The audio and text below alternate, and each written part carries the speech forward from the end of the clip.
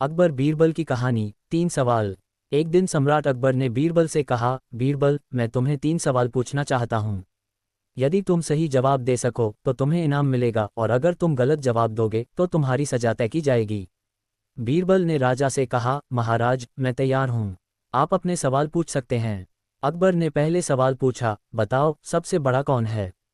बीरबल थोड़ी देर सोचते हुए बोले, महाराज, सबसे बड़ा समय है, क्योंकि जो समय है वही सबसे पहले और सबसे अंत तक मौजूद रहता है। अकबर ने दूसरा सवाल पूछा, बताओ सबसे छोटा कौन है। बीरबल बिना रुके बोले, महाराज, सबसे छोटा इंसान का दिल है, क्योंकि दिल को कोई नहीं देख सकता और यह छोटा सा अंग है जो हमें सबसे ज्यादा प्रभावित करता है। फिर अकबर ने तीसरा सवाल पूछा, बताओ सबसे भारी कौन है।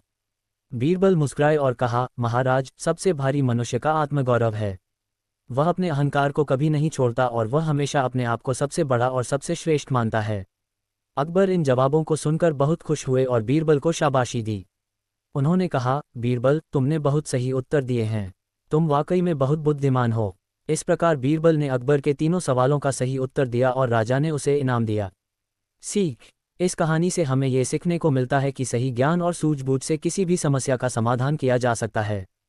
अकबर बीरबल की कहानी। एक बार की बात है, मुगल सम्राट अकबर अपने दरबार में कुछ नई बातें सीखना चाहते थे।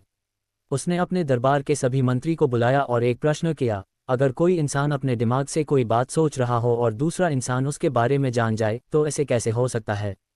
सभी मंत्री चुप रहे क्यों उनकी कोई भी इसका जवाब देने में सफल नहीं हो रहा था। तभी बीरबल, जो अकबर के सबसे चतुर और समझदार मंत्री खड़े हुए और बोला, जी महाराज, मैं इसका जवाब दे सकता हूँ।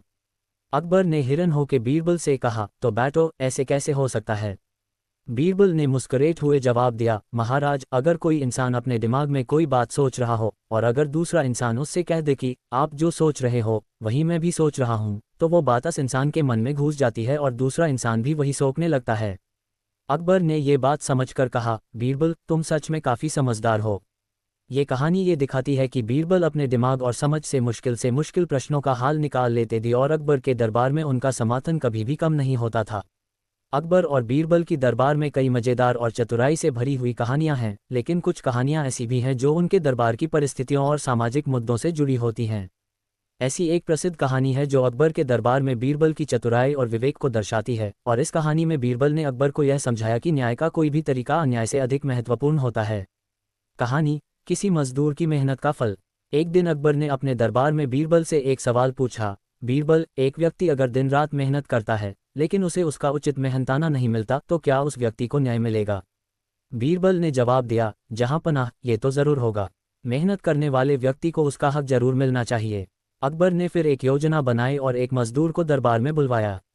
वह मजदूर अकबर के सामने आया और अकबर ने उससे पूछा, तुम दिन रात क्या काम करते हो। मजदूर ने कहा, जहां पनाह, मैं एक मजदूर हूँ। मैं खेतों में काम करता हूँ, लकड़ी काटता हूँ और घरों की मरम्मत भी करता हूँ। मैं बहुत मेहनत करता हूँ लेकिन मुझे कभी पूरी मजदूरी नहीं मिलती। अकबर ने यह सुनकर बीरबल को इशारा किया और कहा, बीरबल, तुम इस मामले में न्याय करो। बीरबल ने मुस्कुराते हुए मजदूर से पूछा, तुम्हारा काम बहुत कठिन है, लेकिन तुम समझाओ कि तुम्हें जो मेहनताना मिलता है क्या वह पूरी तरह से न्यायपूर्ण है। मजदूर ने कहा, नहीं बीरबल साहब, मैं बहुत मेहनत करता हूँ लेकिन कभी कभी मालिक मुझे ठीक से मेहनताना नहीं देते। अब बीरबल ने अकबर से कहा, जहां पनाह, इस व्यक्ति का न्याय होगा, लेकिन इसके साथ हमें यह भी देखना होगा कि उसे उसकी मेहनत का पूरा मूल्य मिले। बीरबल ने आदेश दिया कि उस मजदूर को उसकी पूरी मेहनत का उचित मूल्य दिया जाए। अकबर ने बीरबल की बात मानी और मजदूर को वह मेहनताना दिया गया जो वह हकदार था।